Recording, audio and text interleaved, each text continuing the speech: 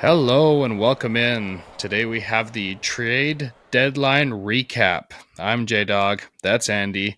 And yeah, it was quite a day. What are your thoughts, Andy? What are your initial How you feeling? I'm I'm so sad and so disappointed. I should have known by now that this is how I would feel this afternoon, but yeah, definitely disappointed with the lack of movement for Vancouver. Um, I think a lot of teams had really good days. Some had really bad, kind of head scratching sort of days, but we will get into all of those. Yeah, it was a weird one. Canucks are in a bit of a position of not knowing exactly which direction I think the franchise is going. Um, and that is exemplified following this deadline. We're going to get into each trade around the league, including the Canucks day, anyway. Yeah, but it was a strange one. Do you have any thoughts there before we get into it, or? No, I know the Canucks section is going to go a little bit longer than the other ones. I'm going to save some of my pent up rage for that. But yeah, in the meantime, let's take a spin around the league. Okay, so basically, how we're planning to do this is we have got graphics here, as you can see, starting with the Anaheim Mighty Ducks. We have the total players and assets in and total assets out. And I did it based on the trade deadline week, basically.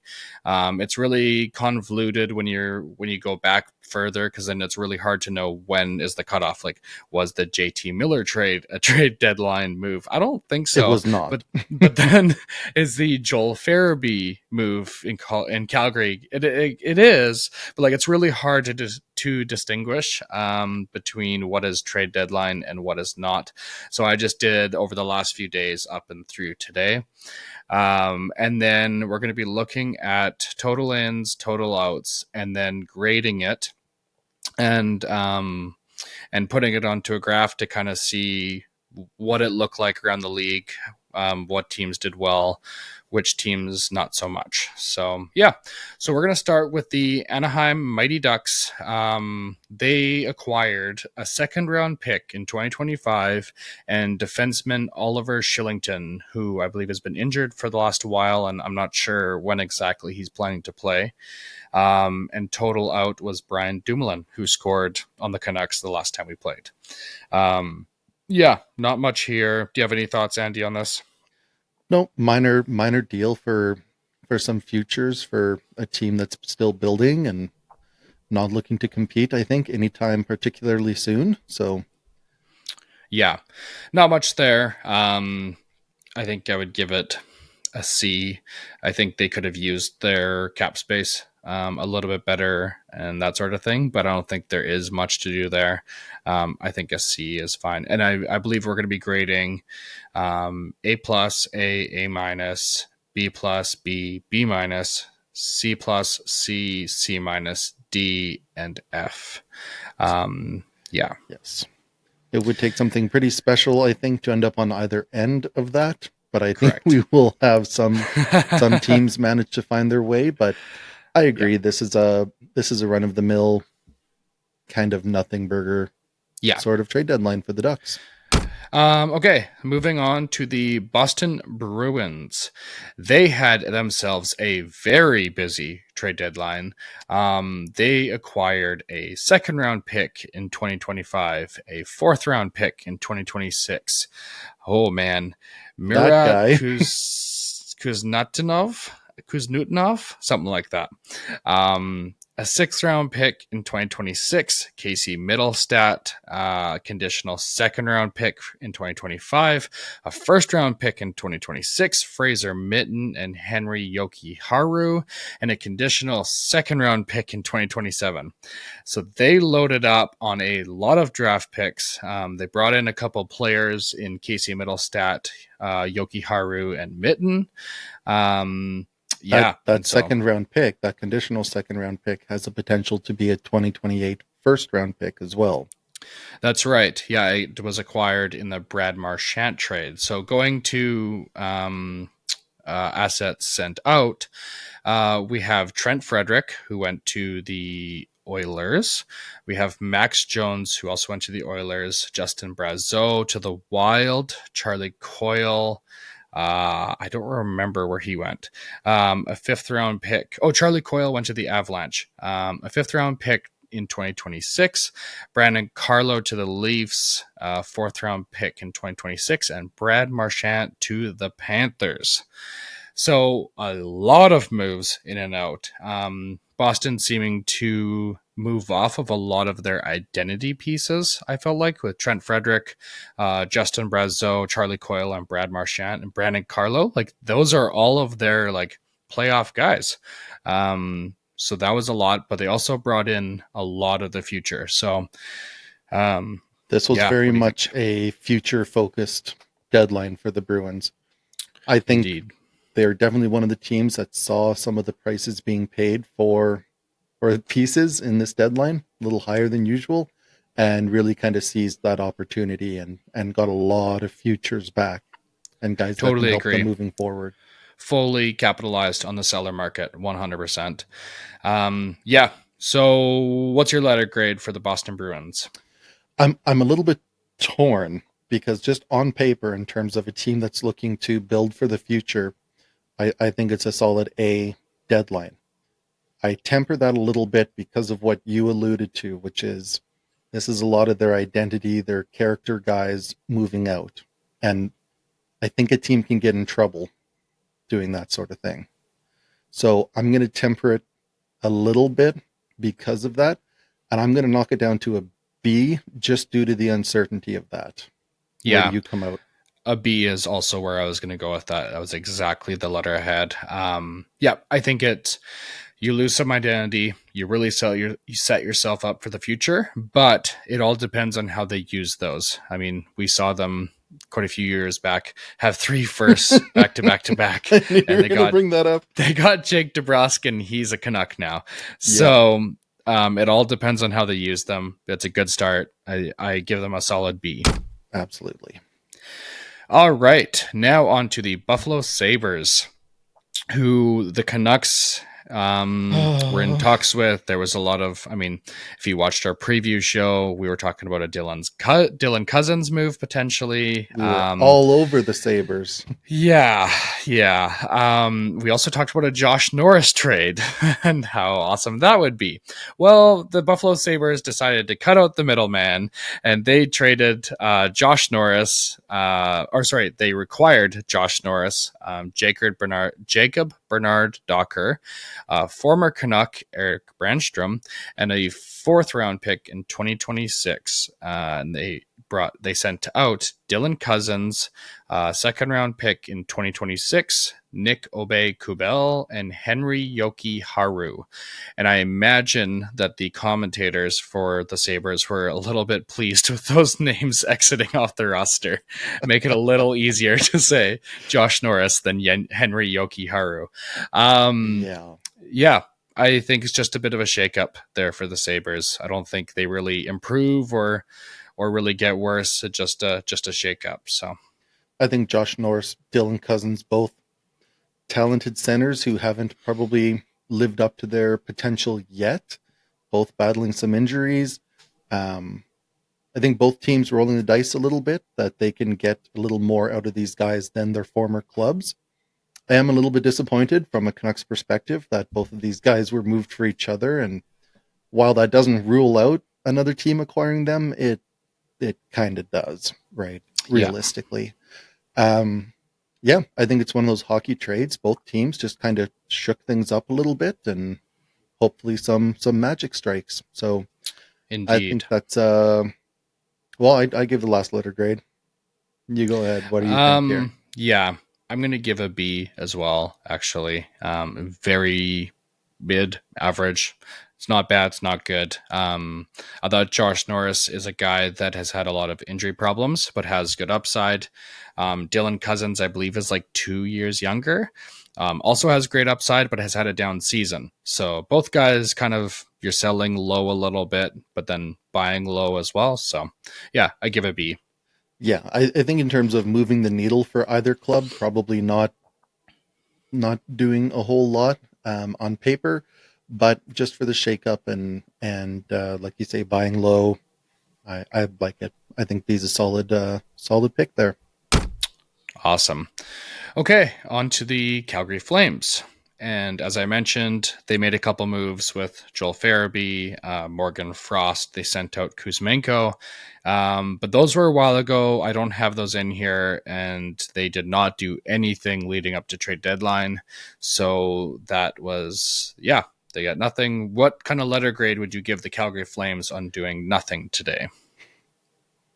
That's a tough one for me. I feel like Calgary's in kind of a similar position to Vancouver, where I don't really know what they're supposed to be.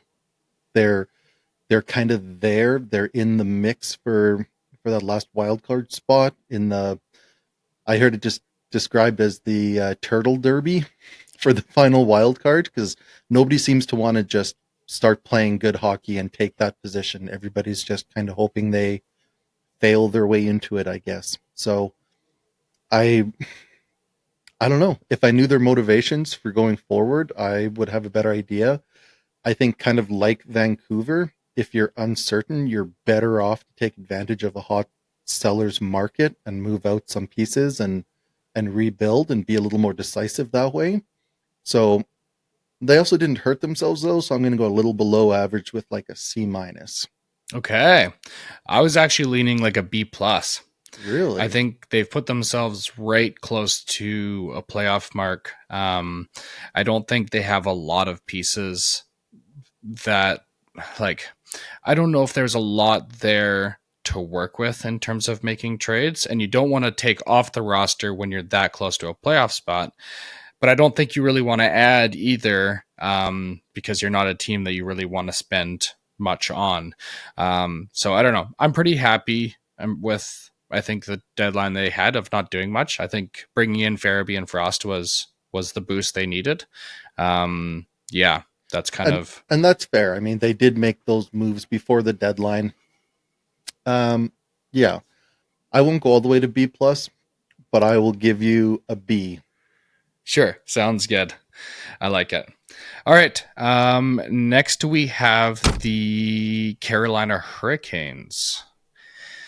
They were a part of the big deal of the day. And this has been going. I mean, they were a part of. They made trade deadline this year.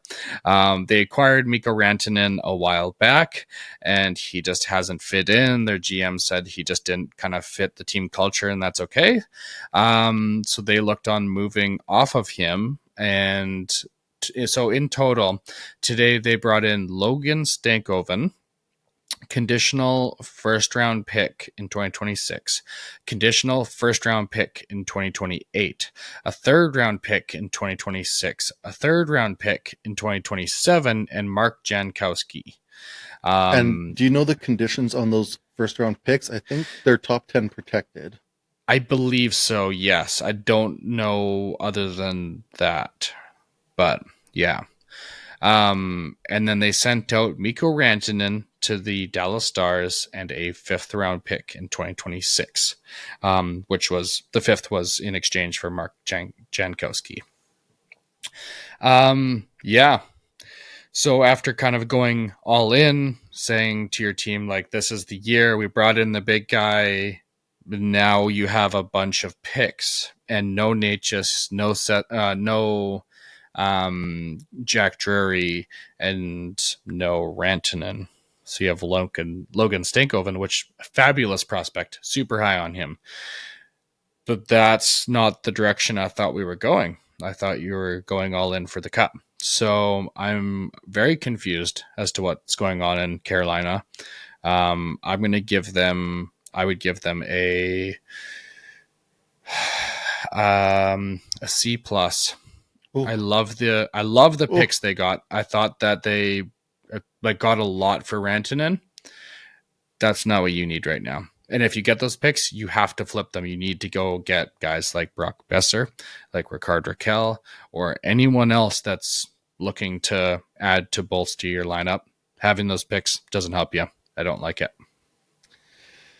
interesting take. I think if you if you look at the greater context of having acquired Mikko Rantanen and what the plan was around that, um, I see your point.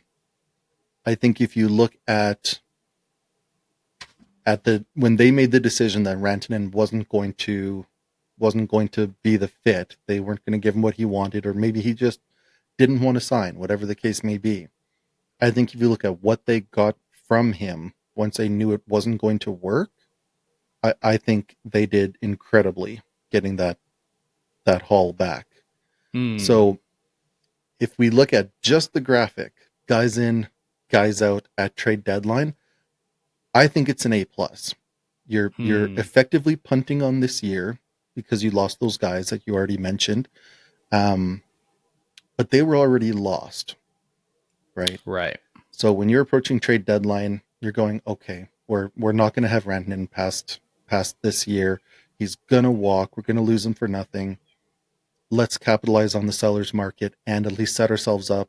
So in the summer we can go big game hunting. They've got that cap space. They've got picks to work with. Um, I think it gives them a lot of flexibility moving forward, but it is Hmm. saying That's fair. goodbye to this year. Yeah. So I would knock it down a little bit from the A plus.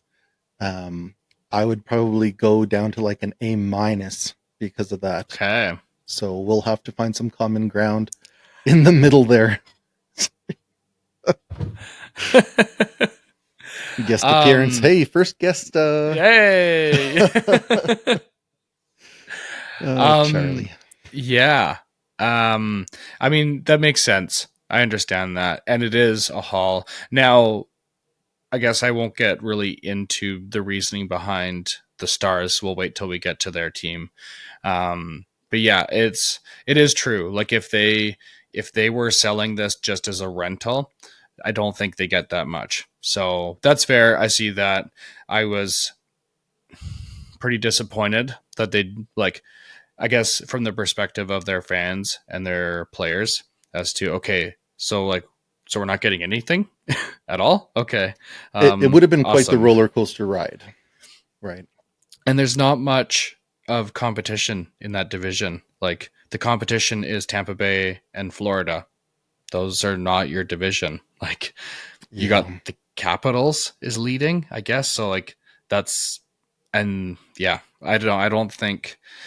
I think it was a missed opportunity, but I understand that they did do good asset management with their UFA, something that some teams Which couldn't do. So and that's probably why I'm so high on what they did, was because it's what I desperately wanted Vancouver to do, was just right, maximize their assets here. yeah. Um, okay, well, I don't feel particularly strongly about this, so I'm happy to cave to more your letter grade and reserve the right to get mine elsewhere. I will I will go a B. I think Okay. there's strong pros and strong cons. I don't want to give too many Bs because I just don't want everything to be average, but I think this is very much half and half. So, Yeah, that's fair. okay. Next, on to the Chicago Blackhawks. They brought in Spencer Knight, goaltender from the Panthers, first round pick in either 26 or 27, depending. Joey Veleno and Shea Weber, Hall Hall of of Hall Famer. of Fame defenseman Shea Weber. um, and they sent out what's the word when a employee is unhappy with their company? Disgruntled. Disgruntled Yeah, Seth Jones, that works. a fourth round pick, Peter Mrazek, Craig Smith, and a fifth round pick in 2026. Pretty meh, Meh. meh. Mm-hmm. Um, they lost their best defenseman. They brought in a potentially goaltender of the future, potentially. They have a Hall of Fame defenseman come in who has been retired for a while now. Brought in a first round pick, I guess. I guess that's good. Like the return they got for Seth Jones, is pretty solid. So It's as good as you could reasonably expect, I think. yeah. And they also didn't have any spots to shoot, like hold Yeah, salary there. retention I think spots. I think you can only hold 3, right? Three, yeah. So all things considered, I'm going to go A minus. I think the first round and the potential goalie of the future is a pretty awesome combo. Yeah, and to be realistic, they just didn't really have a lot that they could move to take advantage of the market that was developing. So, Which is um, like, which is why I feel that way. Like they didn't really lose a lot, and they gained a first and a potential goalie of the future. So yeah, yeah, no, that's as much fine. as I hate to say it. Yeah, um, yeah, I think they made the most of the situation. So, I'm on board. Okay, sounds good. So it's an A minus for the Chicago Blackhawks. Next, we are on to the Colorado Avalanche. Another very busy team. Another very busy team. Wow. Okay, I better catch my breath here. They brought in Ryan Lindgren and Jimmy Vesey from the New York Rangers, Brock Nelson from the New York Islanders, and William Defoe. I've never heard of him before. Charlie Coyle from the Boston Bruins, fifth round pick in 2026, and Eric Johnson, former Avalanche. He was on the team when they won a couple of years ago. They bring him back for another cup run. And they send out Juuso Parssinen, Calvin DeHaan, second round pick in 25, a fourth round pick in 25, a first round pick in 26 or 27, a conditional third round pick in 28, really highly touted prospect Callum Ritchie, injured defenseman Oliver Shillington, Casey Middlestat, somewhat sought after centerman, and a conditional second round pick in 2025. Very busy day for the Avalanche. Yeah. Do you have initial thoughts? It's an all-in year. That's I It think sure is. I Yeah. think the only takeaway that you can really have from that is they're going for it. I think it's a good year to do it. I think the West is open. I don't have a lot of confidence that the Jets are going to turn around their playoff Yeah. fortunes from previous years. I think the Oilers have weaknesses. We'll get to the Stars shortly, but Mm-hmm. I think it was a good year for them to take a big swing, and they've done that. They went big game hunting with Brock Nelson, and It's crazy. Like their center depth. They have McKinnon, Brock Nelson, Charlie Coyle, and Jack Drury as their four centers now. Like that's yeah, this is an A plus for me. They got the defensemen. They brought in the free agents. They brought in the long lasting guys. They brought in VC. They brought in Eric Johnson. I absolutely love it. And they spent a first round pick and Casey Middlestat, who they didn't want. yep. 2 seconds, like, and That's a a tidy third. bit of business. And Callum Ritchie, the prospect, but like, Yeah. you didn't have a use for him. Like that's well done. A plus for me for the Avalanche. Oh yeah, I mean it's probably the closest thing that I'll get to an A plus. Um, so okay, I'll give it to him because I want to have somebody up there anyways. Yeah, no, I think that's really um, well done. They understood the situation. Um, yeah, McKinnon's not getting any younger.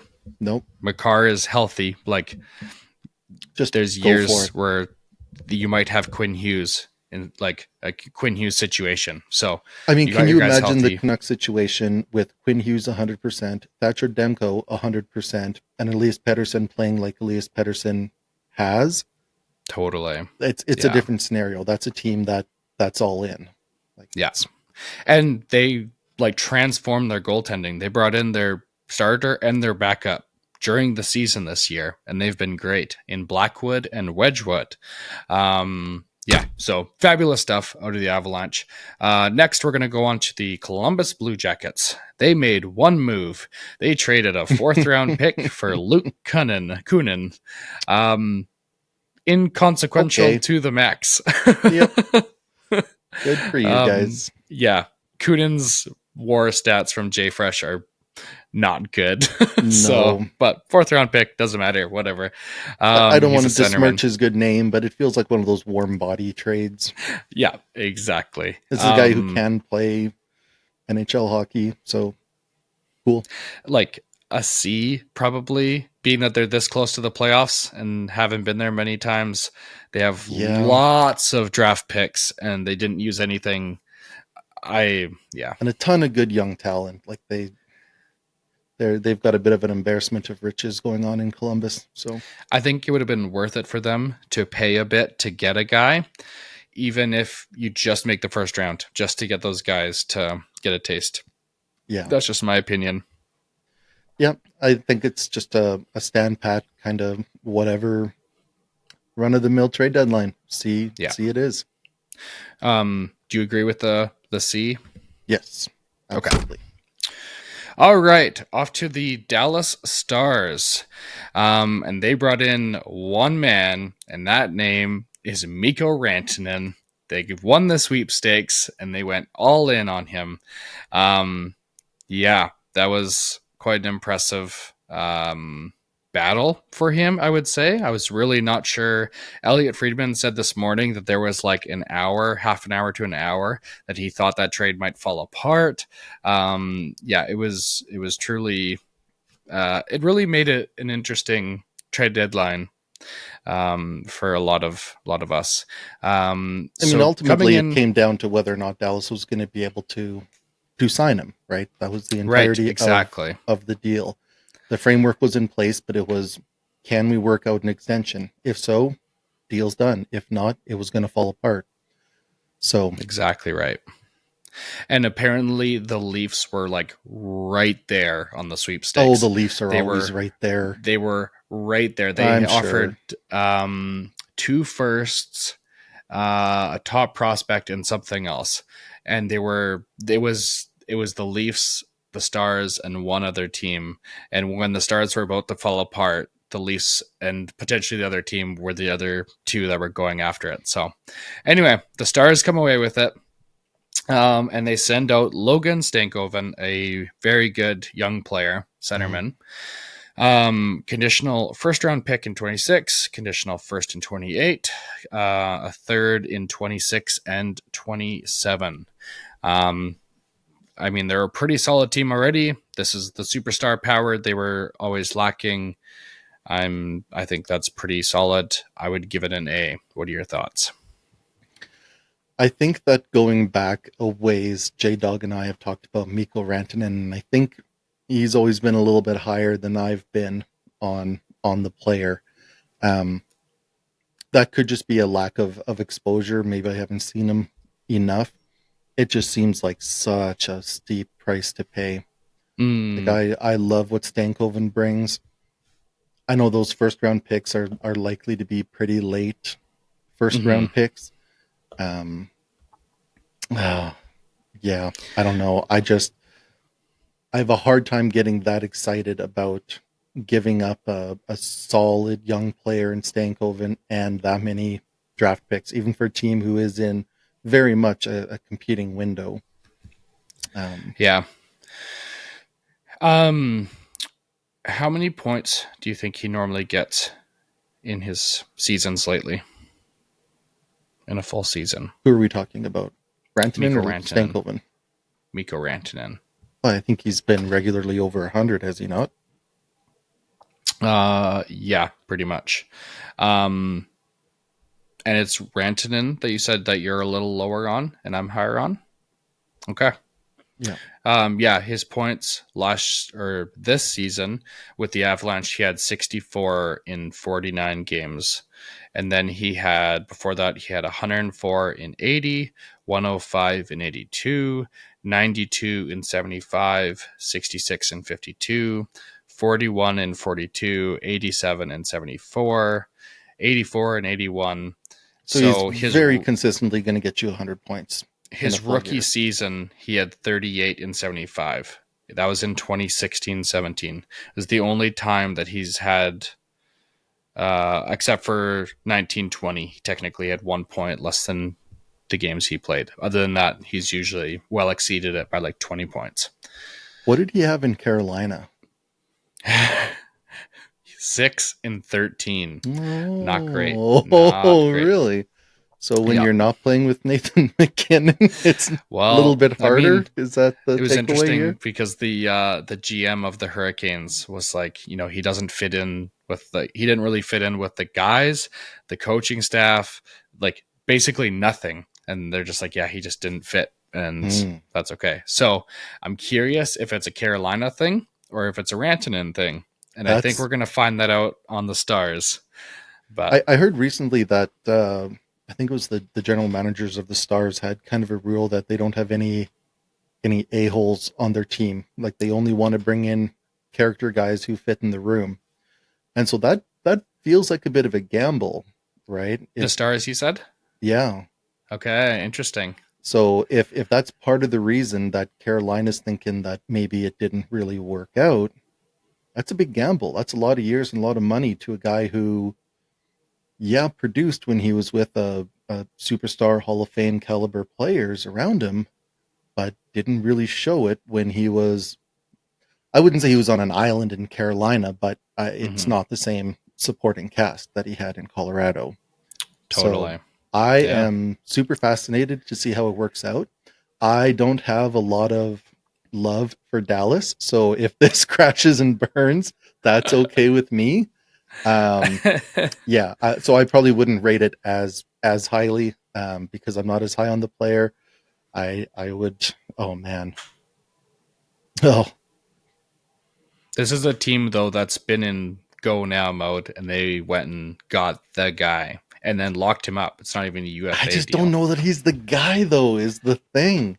I If mean, he was for sure the guy, he was the guy of everyone that was being offered. Like he was the sweepstakes. I guess, but that doesn't mean you. Yeah. What did you give it? I said an A. I think I could be convinced down to like an A minus. Oh I man, think you gave up 2 future picks for a guy who has gotten well over a point per and Logan game. Stankoven. You can't tell me Hmm. that you wouldn't love to have Logan Stankoven on your team. Oh, I'd love to have him. I don't think I'm going to win a cup because of him. I think I could win a cup because of Rantanen. I don't love it. I don't. I would go B minus. Um, B minus. Wow. yeah, and I'm Wow. prepared to eat my words on this one.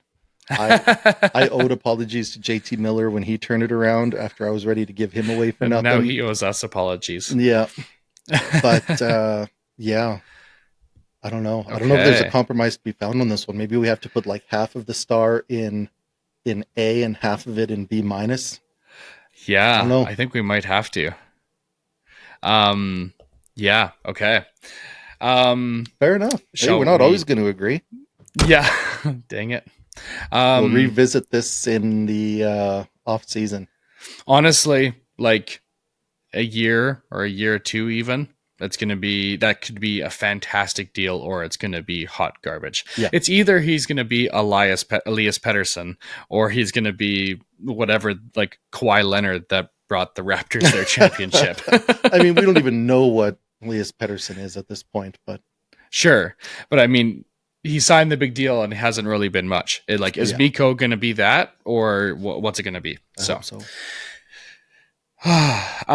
Where to? Okay. Next, we have the Detroit Red Wings. They also did not do a lot like some of the other teams. They brought in a conditional fourth round pick in 2025, Peter Mrazek from the Blackhawks, and Craig Smith from the Blackhawks, I think, or maybe Nashville. And they sent out Joey Veleno. Pretty inconsequential, very much like Columbus. That's a team that hasn't really seen the playoffs, has a lot of assets, and didn't really do anything. Um, I would say the same, probably like a C for the Detroit. I'm pretty unimpressed. Yeah, it's both those guys from Chicago. Um, Yeah. I don't know. I don't know. You got some of that Chicago stink on you now. I don't know what you. Sorry, Chicago. Um, but yeah, it's a very middling kind of move. And Peter Mrazek used to be with the Wings. He was actually like pretty decent with them, so maybe they're hoping they could just get something out of that. I don't know. Yeah, there was actually a lot of guys, I think, this year going back to Yeah, former teams. So there was. Yeah, a bit of an interesting storyline. Detroit's another team that I don't quite know where they are or what they're doing. Yeah, the it's a Iser C. plan is very confusing right now. The It's not a Iser clear plan plan. feels a bit like the no plan that we're all so fond of. The Yeah, Alvin plan. C's it is. Um, yeah. Okay. Off to the Edmonton Oilers. And yeah, not a ton here either. They brought in Trent Frederick from the Boston Bruins. Mm-hmm. Hate that as a Canucks fan. Oh, Really hate that. yep. Max Jones, good young player, I guess. And Jake Wallman, a pretty offensive defenseman from the Sharks, I which like Wallman. I think is um, pretty similar to Bouchard in a lot of ways. Very offensive, maybe lacks the defensive side, but I think he's still better defensively than Bouchard. So it was a nice pickup. As a team that I think needs to go all in again, I was pretty unimpressed. So Yeah, that's loading up with McDavid and Draisaitl. I think they're wasting time with the best players in the league. So I mean, I think they added a lot um, of guys in free agency. They brought in, oh, who was it that signed with Jeff them? Skinner, Skinner signed, but the guy, oh, he came back. The they're getting defenseman. dunked Come on on, right now for their offseason. Oh, Arvidsson, no, Henrique. no. Oh man, he just came back. I think he was playing overseas or something. Oh, I don't know. Oh man, Um, but anyway, they're being talked about as having a worse offseason than the Canucks. Um, their their fans are trashing on a lot of their new pickups in very similar ways that Canuck fans have been trashing on the Canucks this season, which is kind of funny to hear. Yeah. Anyway. Klingberg. It was John Klingberg. Oh, okay. Yeah, he Yeah, was just hurt.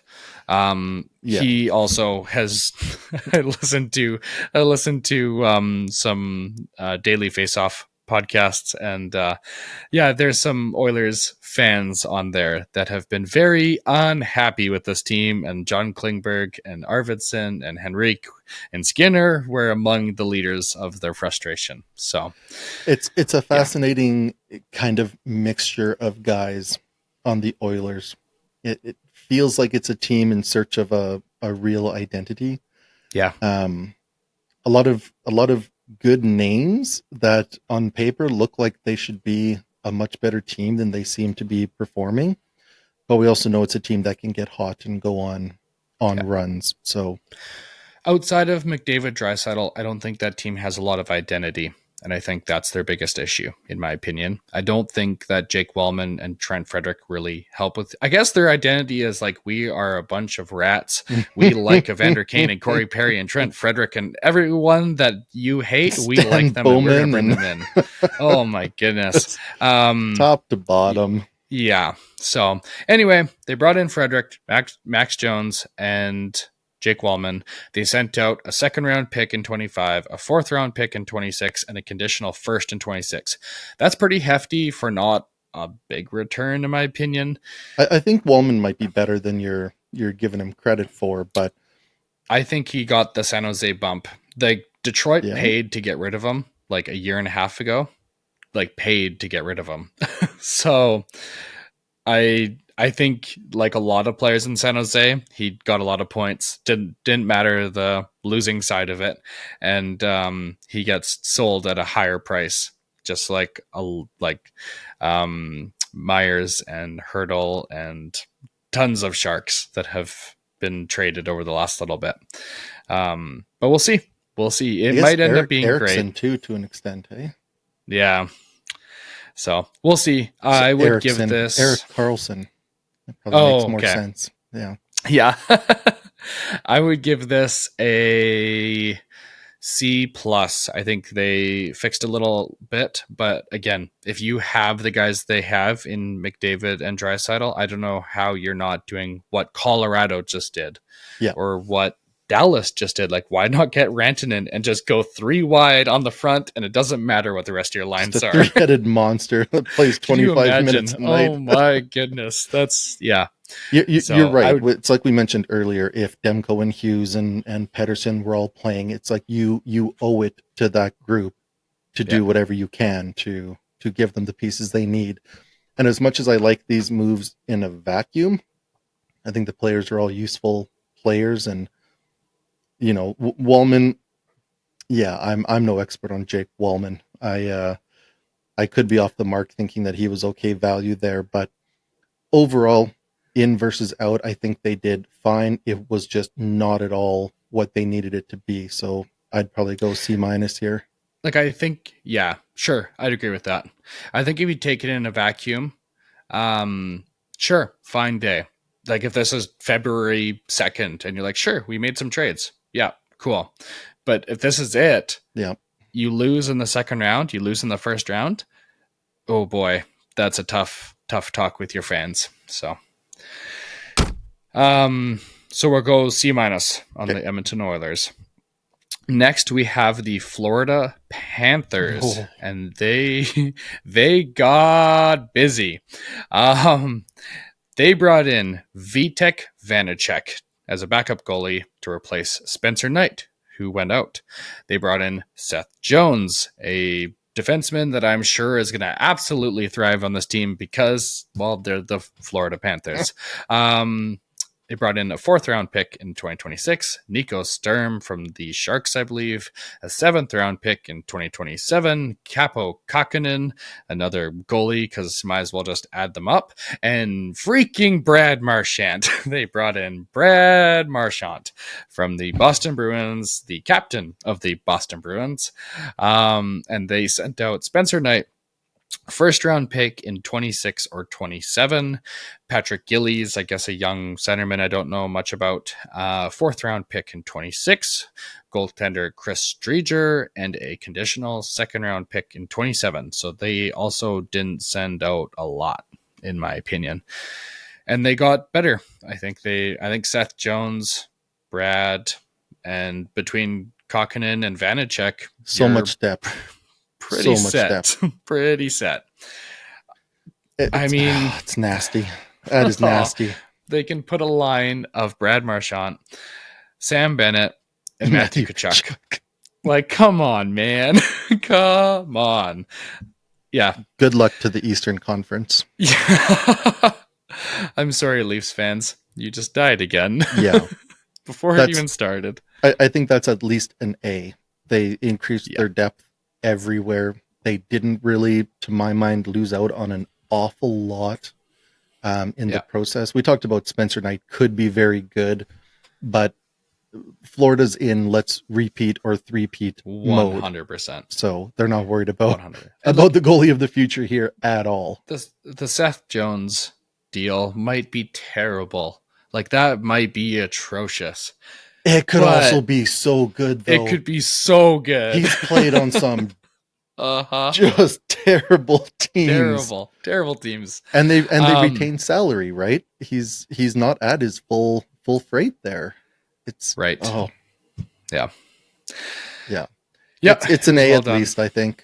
I like an A there. I think that's great. They didn't bring in like the superstar power name, but they brought in all the pieces that they need to do. I give it a solid A. That's fantastic. Yeah. They didn't send out a lot either. So very nice job by the Florida Panthers, who are looking to go back to the finals for the 3rd year in a row. I wouldn't be betting against them. No, I actually bet on them, I think, this morning. There you go. Next up, we have the Los Angeles Kings. They were pretty quiet. They brought in former Canuck Andrei Kuzmenko from the Flyers and a 7th-round pick in 25, and they sent out a 3rd-round pick in 2027. Their main problem is their power play, and Kuzmenko scores goals. So he can, anyways. Yeah, he can. And I think on this team, I think I could see him doing decently well in that department, kind of like Kevin Fiala on the offensive front. So um, I would give it, I mean, again, it's another team that's in the playoffs, but they have a larger window than a lot of teams. Um, a B minus. Hmm. I mean, he has not. Kuzmenko's not been scoring much of late. I don't think he's any kind of an answer for them. Um, I think for Andrei Kuzmenko, it's a win. I mean, Yeah, that's fair. he and Tortorella, That's that fair. was probably never going to be a very symbiotic relationship. I don't think. I like how they were like, okay, they brought him in to be friends with Mitchkov. Never mind, he's gone. Yeah, I don't know. This is such another middling, Yeah, inconsequential move to me. Um, King's another what team would you that rate it? I don't really, I don't know. I strongly dislike them. Yeah. Um, some form of C, I'm fine with. Um, yeah, C. I think I'm gonna go C plus. They their main issue, they brought in a piece to help it, and they didn't lose anything. So, and again, they're a team that has a lot of window. They've got a lot of young guys. I don't mind it. Okay. And I mean, you don't really want to buy. They haven't been all that great either. So Yeah. I don't mind it. And Kuzmenko's he's a character guy. The fans gotta love 100%. Kuzmenko, so that's a win Totally. in and of itself. So Oh man, you got Kuzmenko and Drew Doughty on the same team now. It's a lot of hair and a lot of oh teeth, a lot of man, smiles. fantastic. All right, C for the Kings. Okay. A C. Oh, you said C plus, didn't you? What do you want? You Yeah, I said did. C plus. C Yeah. plus for the Okay. hair and the good vibes and the fan service. I like it. We miss you, Kuz. Okay. Minnesota Wild. They brought in Gustav Nyquist from the Nashville Predators and Justin Brazeau from the Boston Bruins. And they sent out a second round pick in 26. Murat Kuznutnov, and a sixth round pick in 2026. A team I would have liked to see more out of, but also a team that's gonna have a unreal amount of camp space this summer. So I don't mind them sitting tight with a hurt Kaprizov, doing the best they can in the playoffs this year, and then going for it over the next few years. Like you have Marco Rossi, super young, really good. Matt Boldy, super young, really good. Brock Faber, super young, really good. Goaltender in Gustafsson, who's young and very good, and then Kaprizov, who's going to be in his contract year next year. I think they got a large window, and I don't think you want to blow it in a market that's this expensive. I thought bringing in Nyquist, solid center, and Brazeau, who's like a big, hard-hitting playoff guy, I liked it. I thought like a B plus for the Wild. Yeah, I was leaning towards a B. I was more interested in your perspective on it being a bit of a Wild fan yourself. So I'll go with your B plus here. Okay, sounds good. Next, the Montreal Canadiens, who were very quiet. Very They exciting. did really not do much of anything. They signed a guy in Jake Evans. They left 3 of their UFAs unsigned and untraded. Yeah, pretty decent UFAs too. Probably could have gotten a pretty good return on them. They're right close to the playoff bar, but they're definitely not solidified by any stretch of the imagination. C? Gosh, C minus? I don't know. It again is giving me Vancouver vibes in that you're obviously not a contending team. You've got UFA pieces that it's a seller's market. You even if you don't flip those pieces for help right now, flip it at the draft, flip it for young guys. You give yourself some options there, but doing nothing. I guess it depends. I don't know the status of negotiations with those UFAs. Yeah. If they're optimistic that they can bring him back, I think that's fine. It's a whatever trade deadline. It's a C. Hmm. Um, if it's like Besser, where it's looking like they're not close, then I Yeah. don't. I that's such a bad look to me. Um, Should we go C minus? yeah, yeah. Okay. I'd like to knock it down a little for that. C minus for the Habs. Next, we have the Nashville Predators. Um, they made a couple moves. They acquired a lot of picks. They brought in a second round pick in 2026. Michael Bunting, who is hurt and I think will be hurt, I think, for the rest of the season. I have to look into that. A fourth round pick in 2026 and a fifth round pick in 2026. They sent out centerman Gustav Nyquist, centerman Tommy Novak, centerman Mark Jankowski, and defenseman Luke Shen. Um, You there? You can play okay. center, right? No? Well, Yeah. you are tonight. Good luck. It was a year where centermen were a premium. They traded three of them, and the best they got was a second round pick. And then they traded Luke Shen for not like I guess it depends what Michael Bunting is. I think Luke Shen got them the second and the fourth. Bunting was a part of the Luke Shen deal. Oh, was he? Yeah. So anyway, I don't love it for Nashville, but they suck. They said they were going to just bring back all their players and try again next year. So, okay. I'm going to say um, a, a C, C minus. What do you think? Yeah, I think it's got to be a really disappointing deadline for Preds fans too. I think the whole season's been a disappointment, Yeah. but I'm thinking they probably wanted to see a little more at the deadline. C minus is probably okay. I think they're creeping close to a D for me, Yeah. but I can live with a C minus here. Yeah. Okay. Sounds good. New Jersey Devils. They lost Jack Hughes. Devastating news. Rest of the season. That really wrecks a lot of, I think, their plans. And I this could have isn't a seen them being. cheesy like rest of the regular season. No, this is No, like no. he should be back for September. He hopefully will be back for September. Yeah. Devastating. And I imagine that really impacted their moves in the deadline, which would make sense.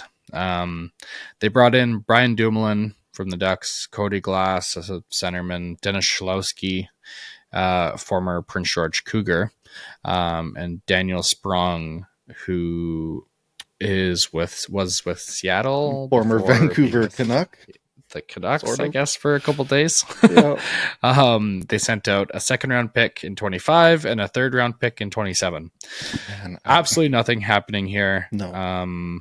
The guys they brought in, yeah, the picks they sent out are pretty decent. So I'm gonna say, This is something far smaller than a band-aid on something larger than a bullet hole. yeah, I'm gonna say a D. What would you have wanted to see out of them? Is this just a punt on the season and do what you can to get back pieces, or are you trying to replace what Jack Hughes gives you in the short term? I wouldn't have minded them trying to go and get somebody, but if they're just punting, then I wanted to see them sell because I think you have a really good seller's market. Mhm. And if you're not going to do anything, then don't give up a second and a third. Yeah. I don't understand these pieces for New Jersey. And the second is from this year. Like that's a pretty valuable pick. Like that's a better pick than what we got for Susie. And Yeah. like Susie's a NHL player on NHL like contender. So anyway, Yeah. I don't love it. Yeah, I would It's say a D or a C minus. That's the range I was in as well. We have a lot of C minuses. This one confuses me as well as I Yeah, think being objectively not very good. So I think we go with D. D is for I think Devils. so too. I think that's the thing that pushes over the edge for me is I don't even see the logic here. Yeah. I don't get it. So It's one of those ones where you're um, putting together the graphic and you're like, what's missing? I got to be missing a Yeah. guy or Did like a pick or something. I forgot something. Yeah, What was it? Yeah. maybe we did. Okay. So a D for the Devils. Appropriate. Um, New York Islanders. They brought in a first round pick in 26 or 27, a conditional third in 28, and very nice prospect, Callum Ritchie. Very nice. They lost Brock Nelson, William Defoe, and Dennis Cholowski. Brock Nelson, the oldest looking 33-year-old you will see in your life. Asked my Oh, wife so last true. night. I zoomed in So true. on his picture there, and I'm like, "How old's this guy?" She said 42. I'm like, "No, 33." I Oh, love poor this for Brock. the Islanders. Yeah. I think it's great. It's exactly what they needed to do. They got younger. They got a first round pick coming back. They got And a third. really good prospect. Yeah, Yeah. I think that's an A for the Islanders. Yeah. I agree. I agree. Next we have the Rangers. They did some stuff. Yep. They brought in Juuso Parssinen, Calvin DeHaan, a second round pick in 25, a fourth round pick in 25, Brendan Brisson, Carson Soucy, and Nikolai Aube Kubel. They sent out Ryan Lindgren, defenseman, Jimmy Vesey, Riley Smith, and Eric Branstrom.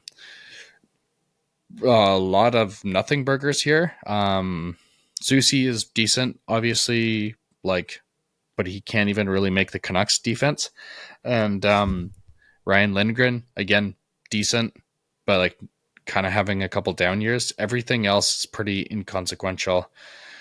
They lost a second. I don't know. It's a lot of Well, they gained a names. second. Oh yeah, sorry. They gained a second. Yeah.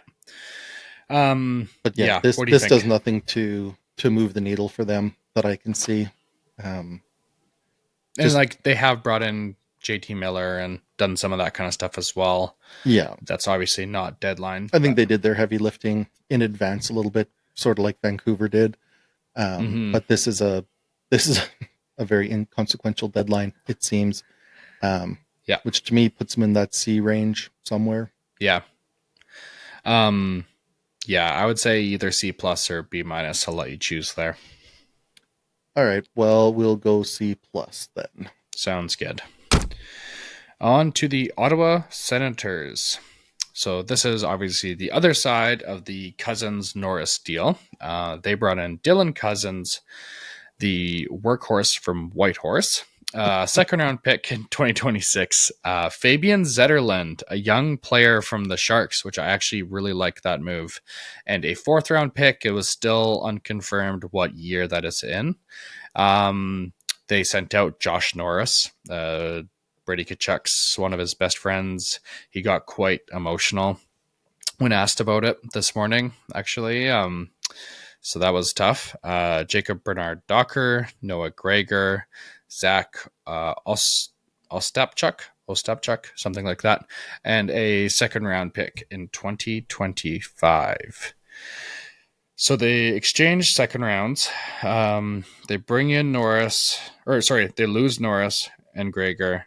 They bring in Zetterlund and Cousins. I think that's a win. I like that exchange for the Senators. I think that Zetterlund is better than Gregor, and I think that Cousins has really high potential. He's a little bit younger, and he doesn't get injured as much as Norris. I like the move. I would go B plus, A minus, something like that. I might be a little bit lower, just I think because I am a little bit higher on Norris than I am on Cousins. But it's that hockey trade that is just kind of shaking up both teams that are just kind of looking for a change. Yeah, I'd probably go B. So we could probably settle on a B plus. Sure, that sounds good. I like that. Okay. All right, a B plus for the Ottawa Senators. Next, we have the Philadelphia Flyers.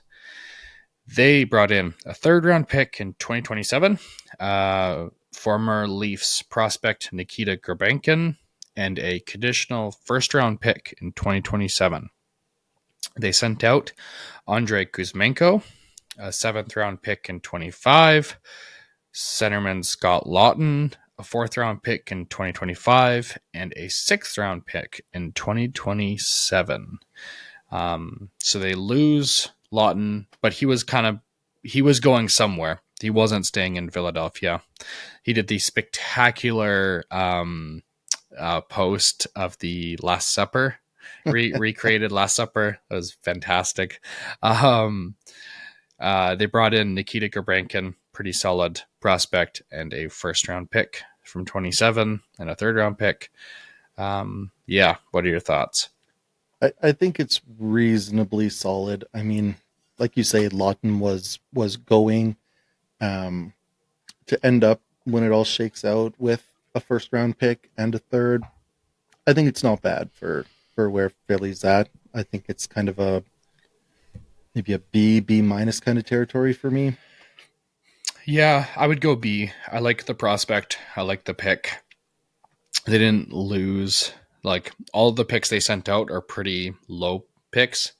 Kuzmenko is pretty inconsequential to me. Really, and yeah. So it's basically Scott Lawton for Gurbankin and a 1st, and then the picks kind of balance out. So yeah, I like it. I would go B. Okay, B it is. Next, we have the Pittsburgh Penguins. They were also pretty busy today. They acquired a 5th-round pick in 28, Tommy Novak, a 2nd-round pick in 25, a 2nd-round pick in 26, a 4th-round pick in 27, a 3rd-round pick in 27, defenseman Connor Timmins, and centerman Connor Dewar. Lots of small pieces and lots of picks. They sent out former Canuck Vincent Desharnais, Michael Bunting, a 4th-round pick in 26, former Canuck Anthony Beauvillier, and Cody Glass. Pretty decent work here by Kyle Dubas. I like it a lot. Yeah. Lots of they're in rebuild mode, and they went and did the rebuild thing. They like know it. That shows a level of self-awareness that we don't always see. Yeah, I think it's great. I mean, they didn't move out a lot of guys with real, consequence or impact. And they got back a lot of picks. Maybe not 1st-round picks, but so many times the draft picks are just lottery tickets, right? Yeah. It's almost a quantity game where you get enough of them, you're gonna hit on some of them. So I really Dubas like it. Loves trading down picks. I bet you that he's going to take that 5th, the 2nd, the 4th, and the 3rd, and he's going to turn it into like a 3rd, 4th, 6th, 7th, 7th, 6th, 7th, 6th, 7th. Just more lottery tickets. Give me all the scratchers. Like he's gonna turn those 5 picks into like 15 picks by the end of next year. Yeah. But he does pretty well with them. He's good at drafting. So I like it. I'd probably give it a B+. Yep.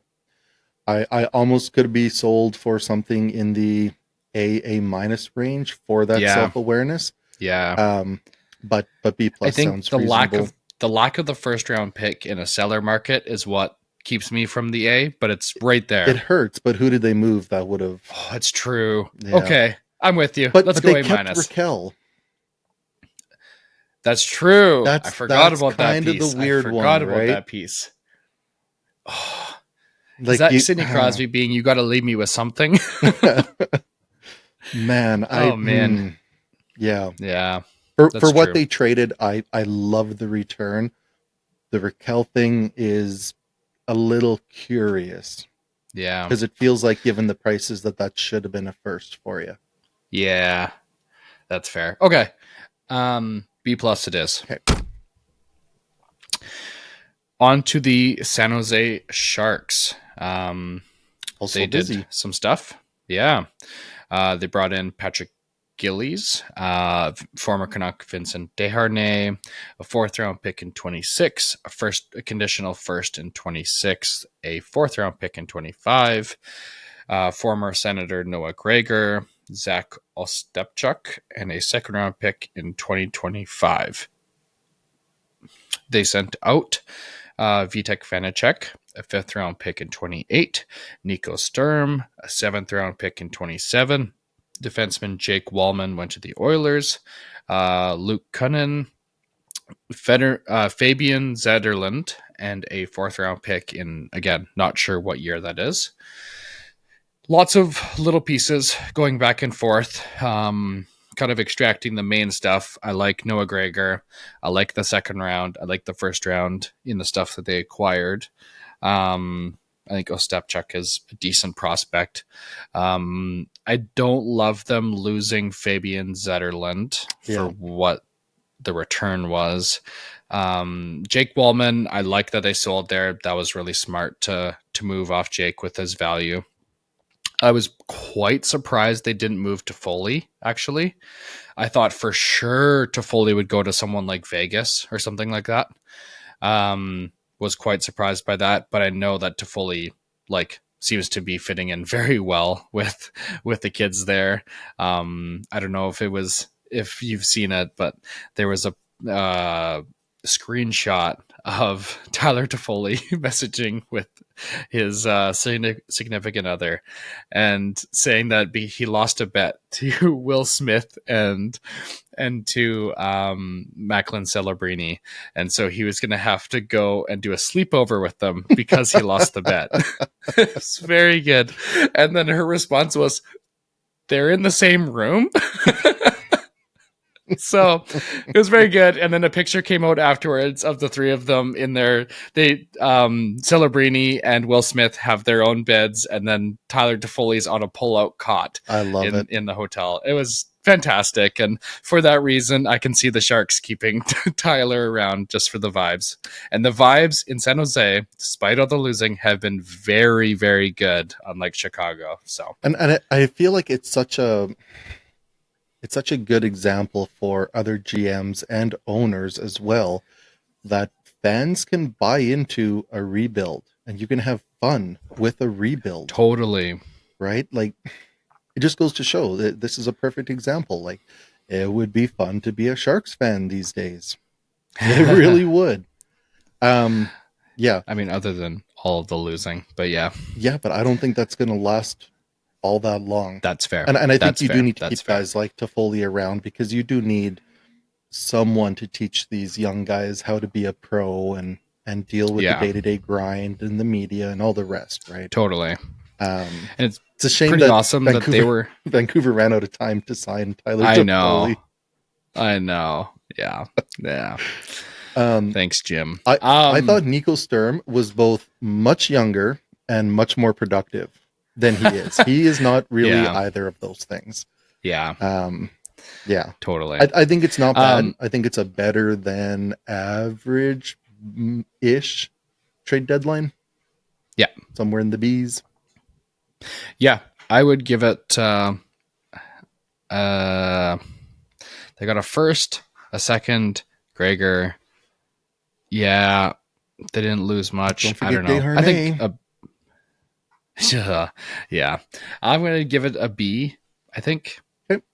Exactly. But pretty awesome that this team was in the finals in 2016-17 range. And then they've got the number 1 overall pick and are potentially getting another number 1 overall pick in less than 10 years. Because again, you don't get so blinded by a little bit of success that you convince yourself you're a legitimate contender. You go, well, that was fun, but what do we really have? Okay. Exactly. Not naming any names or anything. Okay. So it's a B for the Sharks. Now we're on to the Kraken. They brought in Mikey Azamont, good young player, a first round pick in 26, a first round pick in 27, a second round pick in 2025, and a second round pick in 2027.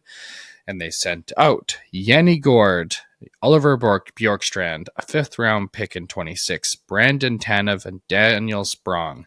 So Gord, Bjorkstrand, Tanev, those are three staples of that team. They rocked that team and they sold like proper sellers at the deadline, and they brought in a haul. It is what do you think? The rebuild is on in Seattle. 100%. 100%. I think that's great value for the guys they moved out. I think this is the kind of move that jumpstarts a rebuild 4 first round picks in 2 years, a whole bunch of second round picks. Like it's yeah. I think it's a Yeah. great move. I think it is in the A's. Um, Yeah. I you can think narrow it down from there.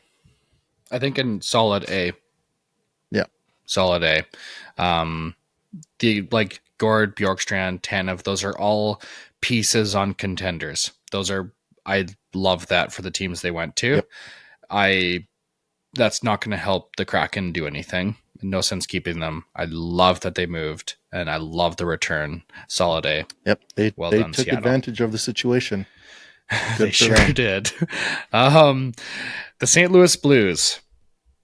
No trades happen in St. Louis. I really don't know what that team is, which direction they're going. It's all around very confusing. Yeah. Do you have any thoughts? Nope. I am of the same mind. I really thought that Shen was going to move. Yeah. Um, They got a so because they won a couple games and they're close to the playoffs, they decided basically they were going to keep him unless someone like completely offered them the sun moon. changing I think that's your strategy based off a couple of games is certainly a I choice. don't like it. No. I would go a solid C. Like they're not losing anything, but you're not. I don't know what you are, and you didn't help yourself. You didn't sell the piece that you probably should have to gain a lot. I know that Shen's like a big character guy, but I'm not a huge fan of it. I'm gonna go C. I feel like if you moved Shen and you didn't quite get back what you thought you should, that'd be a C. I think just Yeah, not doing it when you really ought to have knocks it down a little for me. yeah, I don't think I go D, but maybe a C minus. But yeah. I mean C minus. It's in A there C somewhere. minus. Let's do it. Okay. C minus because they're competing with the playoffs for a competing for a playoff spot against us. That too. Um,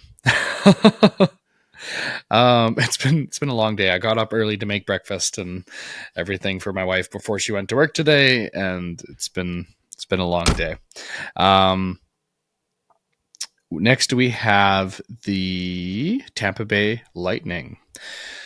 So this is the other end of the Seattle trade. They brought in Yanni Gord, Oliver Bjorkstrand, and a 5th round pick. That happened 2 days ago, I believe.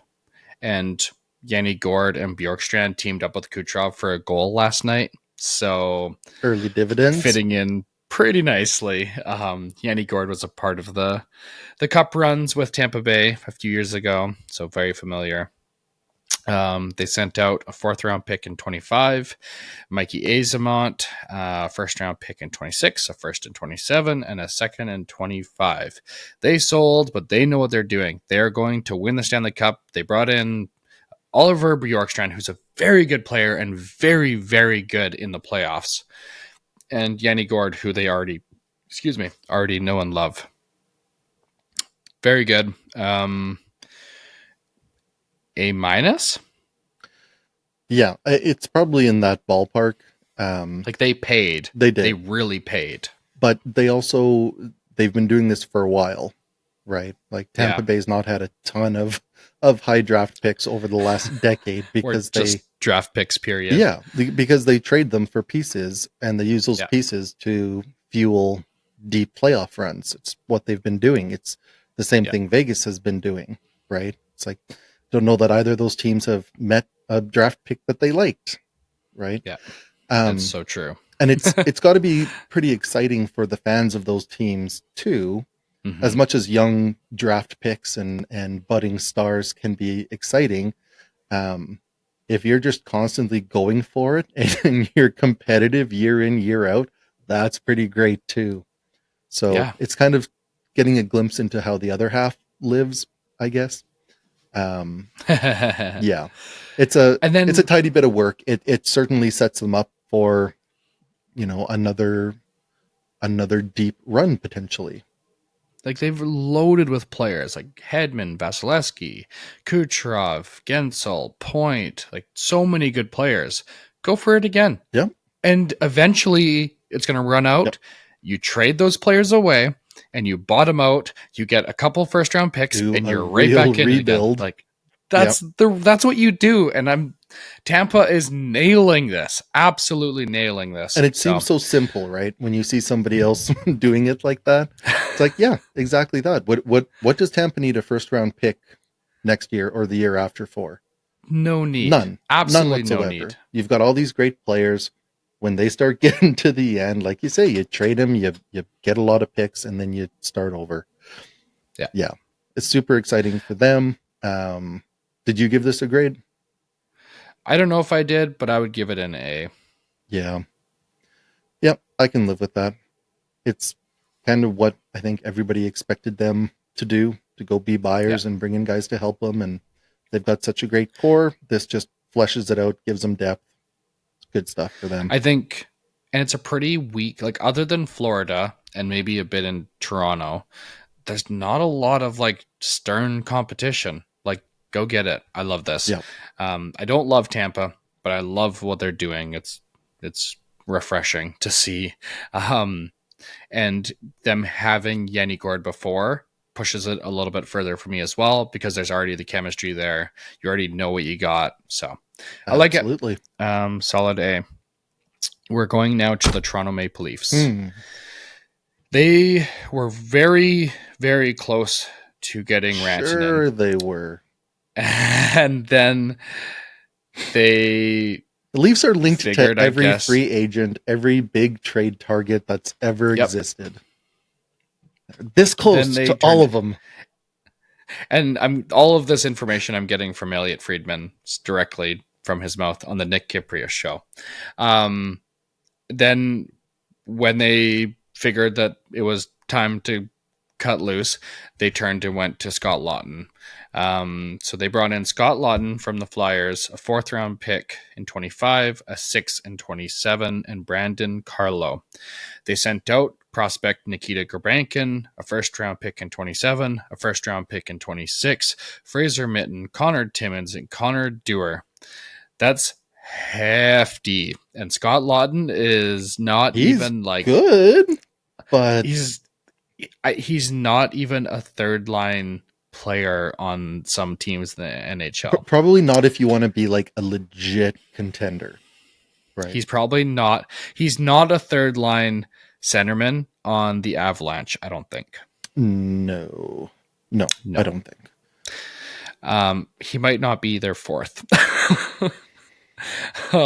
So this was a heavy price to pay for Brandon Carlo, who's not a great defenseman, and Scott Laughton, who hopefully he can be what he was supposed to be when he was in junior. I mean, he's been under Torts, so maybe there's repression there, and maybe he gets going with the Leafs. A lot more talent, obviously. Oh man, two first-round picks. 2 first-round picks and like a solid prospect. Yeah, I don't. That's I hefty. Don't like it at all.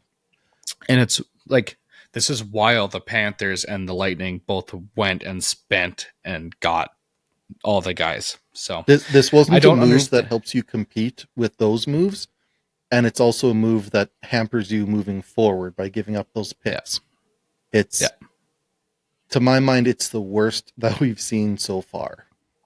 Yeah, I think they could have went and got Rickard Rakell or even Brock Besser. Like, you put Brock Besser with Marner and Matthews, like, that's fantastic. But I think Brock Besser would score goals by the boatload with those guys. Right? Because he's so opportunistic. He's so good at just finishing off that stuff around the net. Yeah. And what's their main problem? Matthews and Marner can't get to the middle to like get goals around the net. Like, it would be Besser just kind of hangs out there. It's and he just, no one notices him. And especially if you got Marner and Matthews out there, no one's really going to notice him. I don't know, a C-. Yeah. I was thinking D, but if you want to keep him in the C tier somewhere, I can. They did bring in they needed to get a 3C, and they brought in a guy who might be a 3C. I don't hate Laughton. I'm not sold on him. Hey, Vancouver's got a 3C playing 2C. We got a 1C playing 4C. Or a 4C playing one. Yeah, it's bad. Poor Yeah, Vancouver. all of it. Yeah, no, that's fine. If sorry.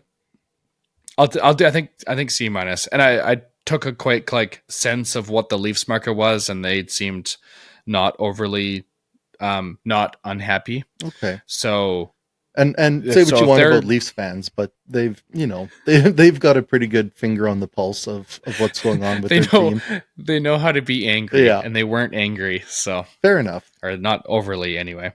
I can bump it up to a C So minus there. C minus for the Leafs. Utah made the trade of the deadline, in my opinion. They sent out a 5th-round pick in Oh, they 2026 brought in a and brought fifth. in. Oh, they brought in. Oh, shoot. Never mind. They're the They biggest made losers of the the draft. biggest losers of trade deadline. They sent out a 5th-round, or they got in a 5th-round pick and sent out Hall of Fame defenseman Shea Weber. Just a disgrace. I Idiots. disown them. I loved them up until this point, and they can't get Yetis to they can't get the Yeti trademark to name their team. They can't keep Shea Weber on their team. I don't understand what the point of this team even is. They might as well fold Pack them it for up. the second year in a row and just take them to Europe. Like I'm so sick of them. I'm just kidding. I love Utah hockey. I really wish they would pick a team name. But this is just a cat move. It's absolutely inconsequential. But I don't even. They got What is the cap move here though?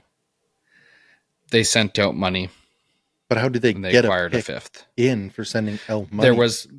There was okay, and I think I should have prefaced this from the beginning.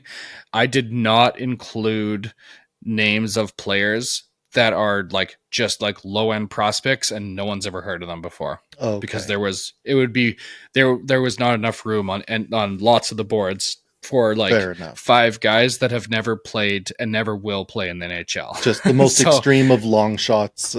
Exactly. Yeah. Okay. It was a fully minor league deal, and it included Shea Weber and a 5th-round pick. And I just left all the minor leaguers. It's only NHL players in all of these conversations and all of these ducats, because I figured there's no sense cluttering it. We just want to see the main meat of the deal anyway. Fair enough. So Utah essentially got a 5th-round pick for free. So not bad. Yeah. C. Yeah. I don't care. C for the club. The odds of the 5th-round pick even turning into any kind of an NHL player is so slim. What's it? So very unlikely. Yeah. Okay. Take a deep breath. For the Vancouver Canucks.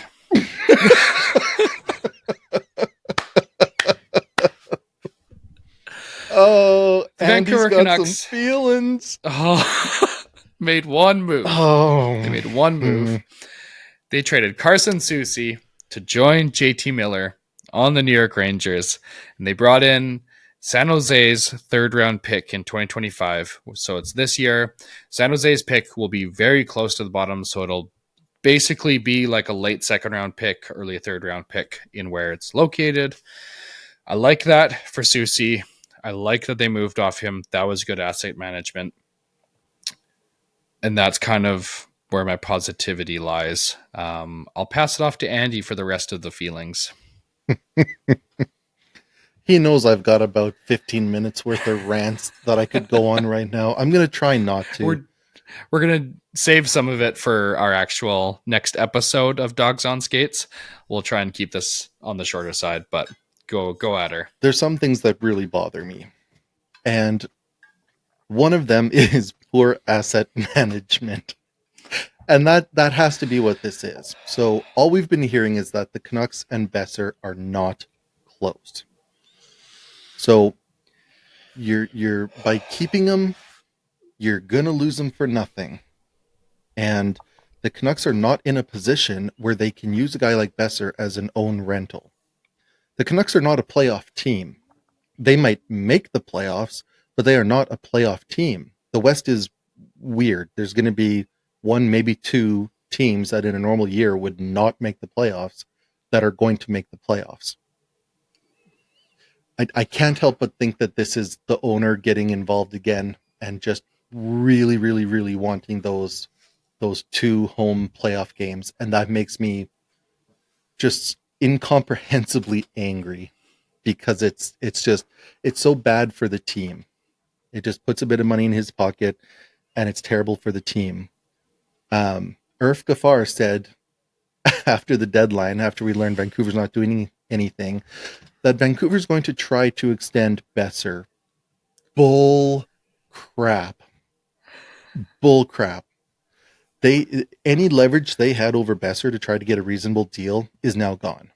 The deal was to be made before the deadline. So that's some PR bullcrap spin that you're going to try to. That's, oh man, the fans are going to be pissed we didn't do anything. Well, let's just tell them we're going to try to re-sign him. That's why we kept him. No, no. If you were going to pay what Besser wanted, whether it's 8x8, 7x9, whatever the heck it was, you would have done it. So you're not going to do that. So you should have just traded him. I get it. Maybe Besser wasn't as desirable as people were making him out to be. We talked about it on the show before that he's not really that game changer. He's not the play driver on his line. He's that complementary piece. We just talked about how good he would probably fit on Toronto, having those guys getting him the puck. It would probably be electric, but he's not going to do that himself. So I'm so frustrated that they didn't take what they could and accept the fact that Demko's hurt. Yeah, Lincoln's been pretty okay for us, but Demko's hurt. Hughes is hurt. That is our hurting guy. I don't want him to play through an injury and make it worse. Pettersson, not himself. Last year, everybody was having career years. This year, everybody's having like career worst almost. Yeah. It's not the year. So you have that self-awareness that we mentioned other teams had, and you get what you can in this obscene seller's market. And they didn't. And I think that's Aquilini. I really do, because it either is Aquilini or it isn't. And if it is, he should sell the team, and he shouldn't be able to show his face peacefully in Vancouver ever again. And if it isn't Aquilini, then this is a level of executive incompetence, managerial malfeasance that we haven't seen since we mentioned the Vladdy Jr., Ross Atkins, Mark Shapiro stuff on the show previously. Or Jim Benning. Like the Radam Verbata right. and Dan Hemmy's mismanagement. Yep. Just going to hold on to him and try to win, even though ran we're out clearly of time. not going to win. Yeah. Does Vancouver get past Colorado or Vegas? No. Or I don't think so. Or Dallas or even Winnipeg? No. It's not the year. I don't think so. Have the self-awareness to go, okay, it's not the year. So let's do something that hurts a little now, but set it up for the next couple years that we still have Quinn Hughes, and decide, okay, that's a 2-year window for sure, that we're just going to shove them all in for those 2 years and hope against hope. But to just stand pat and watch everything else happen, I just don't understand it at all. I could even have been convinced to keep Brock if you went and got someone like Josh Norris. Okay, we have a direction. We're going. Mm-hmm. Okay, we have Quinn Hughes. Okay, sure. That makes sense. Yep. Pettersson had a great game after coming off of the comments. We'll get into that in our next episode. I could justify it. Okay, we have a direction. No, we don't have a direction right now. Nope. Like, which way are we going? It makes no sense to me. It feels extremely like Aquilini's mismanagement over the last however many years that he's owned the company. You can't tell me that if you look just at the deadline, like let's set aside the Marcus Pettersson trade and that aspect, because I think that's different. Mm-hmm. If you look at this deadline, you cannot tell me that this isn't a Jim Benning deadline. Totally. This is exactly the kind of deadline Jim Benning would have. So was it Jim Benning? Jim Benning was holding hands with Mr. Aquilini in all of the Trevor Linden stuff. this feels very much like an Aquilini decision. Um, we know that Jim Rutherford loves making moves and loves like making stuff ahead of the deadline too. And I don't know. I've been so impressed with our management since they've come in. Um, and it's definitely going to take a hit. This takes a hit to that for sure. I still want to believe in them because even like the Carson Soucy deal, I like it. I think that's a good deal. I think that's proper asset management. And when Yep. this just happens out of nowhere, I don't think that comes out of nowhere. I think there's a common denominator here, and it's not Jim Rutherford. Now, one thing to consider is that Brock Besser does have a full no move clause. So I don't I know think it's a no how, trade. or no trade. So I don't know how hampered they were on what teams he would accept and wouldn't. So I don't know if that plays a factor on like, well, we only had these couple teams to work with and they were only willing to give us very little. So we figured it was worth it just to have them for the playoff run than to get a second round pick or something. Like if it's something like that, and Alvin has been very adamant that the offers were really low for Brock Besser, then okay, like I can like that's the angel on the shoulder where I'm like, okay, I can kind of see where they're kind of coming from. If it's something like that, I would have liked to hear him say that there was only a couple teams we were able to work with because of the contract, and he didn't say that. So that makes me think it's not that. I don't know. It's very confusing. I don't How like much it. heat would it have alleviated if he came out and say that? Probably quite a bit. Yeah. That's what I'm thinking. Yeah. Um, I'm a Canucks fan. I'm going to be watching the game tonight. I want them to succeed. I hope for their sake, I hope with all hopes that they at least do some damage in the first round. They sure as all heck cannot miss the first round. I don't know if I want him They, to make it. I don't. I don't. I desperately want the game that I'm going to in April against the Sharks. I want it to mean something, yeah. right? I want it to be a good hockey game. It's my son's first NHL game. I want it to be a good game. I don't want them to be packing it in and just playing to not get hurt or whatever. I Mm-hmm. want it to be a good game and mean something, but there's a huge part of me that just says, hey, Aquilini, you wanted those 2 playoff games. I hope you don't get them. Yeah. And that sucks so hard And to have a I don't piece of you think, hope that your team doesn't make the playoffs. That's a terrible position to be in. and I think if they don't get those 2 playoff spots, those 2 home dates, that's not going to affect any decision in the future. He's always going to be like Yeah, this. So the only way it stops is if people stop being Canucks fans and stop showing up to the building, and that's not going to it's a happen. disease. So It's a yeah, disease, and we're all we're infected. infected. It's the worst part about being Now, a sports fan, isn't it? It's yeah. So there is a world in which I could still be okay with keeping him. oh, And that is if something like going to the playoffs, making it to the second round, and then trading his rights prior to free agency for, say, a second round pick. So you get a second and you had him for a playoff run. If we get to that point and we're in July or August and it's okay, we have just had him and he was great, and then he got us through and we got multiple rounds into the playoffs, got a lot of experience for a lot of guys, and then we still got something for him. I I that softens it a lot for me. I'm like, okay, that's decent. That's fine. And he still can trade him if there's a team that Brock wanted to go to that probably isn't going into the playoffs. You still can trade him like at any point. Still, he could trade him now to anyone. He just can't play in the playoffs for them. So we'll see. I think it's most likely that we either just make or just miss playoffs, don't go anywhere, and lose them on July 1st. But I'm hoping yeah, not. yeah. I think it's exactly what's going to happen, and it's going to make me very sad if and when it But does. maybe his number goes down. like if he can't pull up his bootstraps, maybe the number goes down in free agency and he ends up signing with us. I don't know. We'll see. I'm trying to stay at least slightly hopeful. Yeah. I don't know.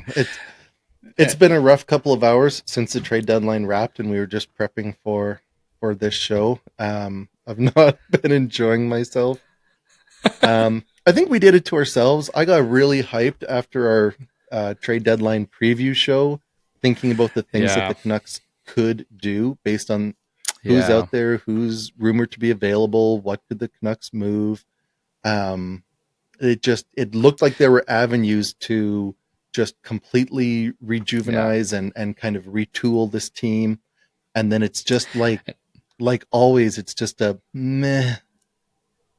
And freaking Saravelli said that it's like looking most likely like Brock's on the move. They're Thanks, listening to all the Frank. offers right now. And classic Frank. You know what? You called Zadorov last year.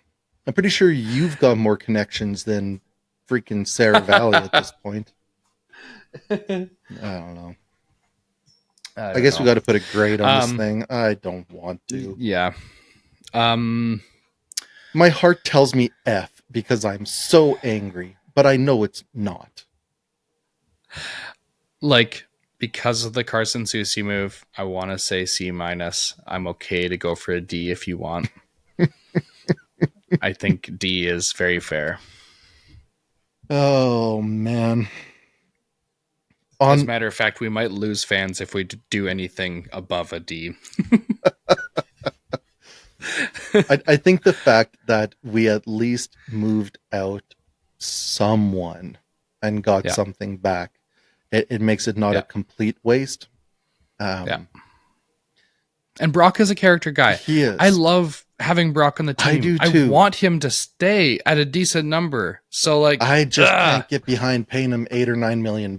I just can't do it. But maybe it won't happen. I don't know. I hope. I don't know. Again, Brock, if you're listening, if you're one of our 20 subscribers, I'd love to keep you for less money, man. Just we want to win. We want to be able to afford other guys too.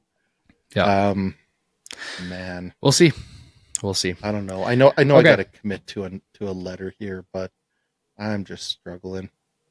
Let's do D. I don't think it is a D though. We've had other teams do very similar things and not hit them that hard. I'll do a C minus. Fair. But it's not a happy, like it's a C minus with like a sad face next to it. I'm gonna put Canucks minus. I'm gonna put that in the graphic. C minus like with a little sad face next to the Canucks logo. Okay, off to a team who's much happier with, or the fans are much happy with their team. Vegas Golden Knights. They did really one move. And they brought back Riley Smith, a guy that is very loved in that community. And they sent out Brendan Brisson and a 3rd round pick in 25. I think that is an A minus move. B plus. He's not doing great. They didn't send out much to get him. I think he could be good on that team. But that's the thing. I think his best performances were with Vegas. Yeah. And maybe there's some of that mojo there for him to rediscover. I think it's at least worth a shot. Like you say, it's a dose of good vibes and fan service to bring back a guy that people really liked. A minus. Yeah. Surprised to not see them take the big swing, unlike normal. It's un-Vegas like. Like at 12 p.m., they sent out a tweet and it just said, hi. And all of Twitter just blew up. Everyone lost their mind. They're like, oh no, what's going to happen? Here it comes. Brad Marchand's face went everywhere, and that was right before Panthers got him stole the Vegas Thunder. So clever. Okay, it was so good. A minus for Vegas. Second last team, we've got the Washington Capitals. Former Canuck Anthony Beauvillier they sent out a 2nd round pick, which is very hefty for Anthony Beauvillier. The same thing, but he's been having a good year in Chicago. A B minus, C plus for a team that's in first place. I don't know. Yeah, it feels a little like inconsequential depth, but I Yeah. guess if you are gearing up for a long run, you need a little bit of depth, and I he gives it to actually I you. might go C. Like I don't know if the Beauvillier is the guy that you bring in for. I'm gonna go C. Yeah, it is a weird one. If you had asked me, hey, Caps are going to bring in a guy for depth on the wing, who do you think? Yeah, probably of all the wingers we've mentioned so far today, he would probably be near the bottom of the list, Yeah, actually. I'm But talking myself down in my head. I'm down to a C are minus you? now. What do you got? I mean, I think I'm clouded by his time in Vancouver, where he was just Yeah, quite ineffectual, right? yeah. Um, yeah, I I'm gonna look it up. doesn't make a Go ton of ahead. sense, and it seems like an overpay. Um, Yeah, his numbers this year in nope. Yeah, Anthony Beauvillier in Pittsburgh. Is he in Pittsburgh? I guess he is. I thought he was in Chicago. Oh man. So last year he went from Vancouver to Chicago to Nashville, and then the offseason he went to Pittsburgh. right. So he has 20 points in 63 games. He has 13 goals, which how many goals does Brock Besser have? I think it'd be around that. He has 18. Oh, So he has five less goals than Brock Besser. I mean, Yeah, you can't tell me that I Brock think. Besser's not the the vastly better pickup for a team that wants to win Oh now. no, he definitely is. But that's kind of just putting in comparison the reason for the second round pick. Um, Well, yeah, but I mean, yeah. if Beauvillier is getting a second, how are you not getting a first for Brock Besser? Oh yeah. No, that's different discussion for Yeah. sure. But yeah. Anyways, I don't think it's great. Um, I don't like it much at all. Um, yeah. I would probably be in the C minus range if you've talked Yeah. yourself down that far. Yeah. I think let's go with C. Okay. I think a C is fine. And finally, we have the Winnipeg Jets, a team that is running away in the Western Conference. They brought in Chris Dreger, backup goaltender, Luke Shen, a very good locker room guy, former Canuck, and Brandon Tanev, former Winnipeg Jet, coming back home as well. They sent out goalie Kapo Kakinen, a second round pick in 26 and 27, and a fourth round pick in 27. Brought in some character guys, some playoff type guys, spent a bit to do it. I like it. I don't know. Yeah, I would be like B I think it's a pretty minus, anywhere in the solid B's. B. Um, Okay. like Shen's, as we know, great character guy. I mean, you get either the Tanevs and you're getting a character guy. Yeah. They didn't give up an awful lot, and yeah, I think The it helps them. the downside with Shen is his contract. Like he's not young and his contract is hefty. I'm just bringing it up here. Um, Luke Shen, he's a right shot defenseman, 35 years old. He makes 2.75 this year and next year. I guess that's not too Yeah, bad. I thought he was up in the 4 area. Okay. he's not that old. He Okay. brings lots of experience, good leadership, locker room guy, glue guy. Yep. I like it B quite a bit. Um, B plus. yeah, Yeah. Okay. B plus for the Jets. And they keep a lot of the chemistry they've already got going. They just kind of add to it a bit. yeah, Yeah, a I little bit agree. of grit. All Good right. stuff. I think that wraps up the trade deadline recap. I hope you all know a lot more now of what happened over the last few days, and yeah, it was exciting. We got some big moves, not a lot of moves, but some like pretty big name moves Some with Marchant and consequential ones. Rantanen, and yeah, some big stuff. Yeah, So Vinny Desharnais. anyway, yes, yeah. Big Vinny, Salt and Vinny. Let us Um, know where we blew it, how badly we ranked some of these trade deadline performances. there's a possibility that somewhere in here a trade got missed. I manually put all of these trades in, Like a and I dog. know, and some of them were still coming through, even as we were starting to go live here. So, hopefully, it didn't miss anything too big. But yeah, anyway, I think that's all for us. We got episode, is it 5? Episode I think it's 5. 5 coming out very soon, so watch for that as well. But yeah, I think that's all for now. Canucks play tonight against the Minnesota Wild, and we'll see how that goes. All right. Peace. That's all. Peace.